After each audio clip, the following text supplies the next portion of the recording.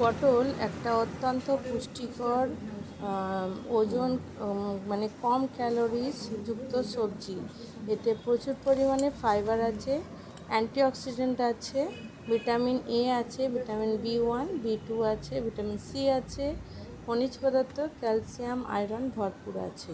ওকে, এই পটল সবজিটা খেলে আমরা কিভাবে খাই? ভাজা করে খাই, সেদ্ধ করে খাই, মানে ভাতে দিয়ে খাই, তরকারিতে নানা রকমভাবে বানাই, নানা রকম রেসিপি তৈরি হয়। কিন্তু এর যে পুষ্টি গুণ আছে, পটল খেলে হজম শক্তি বাড়ায়, রক্তে শর্করা মাত্রা নিয়ন্ত্রণ করে, ওজন কমাতে সাহায্য করে ফাইবার ভরপুর আছে বলে, আর পেট ভরে থাকে ফাইবার আছে বলে, কোলেস্ট্রল কমায়, আর আমাদের ত্বক উজ্জ্বল রাখে, আর ভিটামিন আছে বলেই ত্বক উজ্জ্বল রাখে।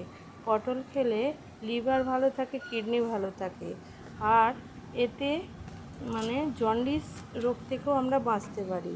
প্রত্যেক মৌসুম চেঞ্জ হলে যখন সর্দি কাশি জ্বর হয়, পটল খেতে থাকলে এইগুলো আমাদের শরীরে রোগ প্রতিরোধ ক্ষমতাটা বাড়িয়ে তোলে, এই প্রবলেম থেকে আমরা বাঁচতে পারি।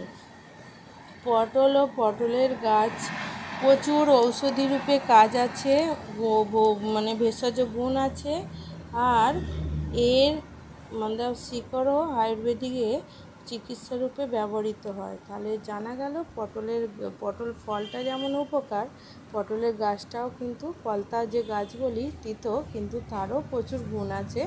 আমরা পটল গাছটাকেও সবজি রূপে বানিয়ে খাই। হ্যাঁ, তো ওটাতে তেতো, কিন্তু ফল সুস্বাদু, আর পটলটা সুস্বাদু স্বাদযুক্ত, নানাভাবে আমরা বানিয়ে নিতে পারি। তাহলে পটলের উপকারিতা জানা গেল। তাহলে সবাই খাবে, পটলের উপকারিতা আছে, পটলটা সবাই খেতে পারে, এর বেশি মাত্রা খাওয়া উচিত নয়, যে কোনো জিনিস নর্মাল খাওয়া উচিত।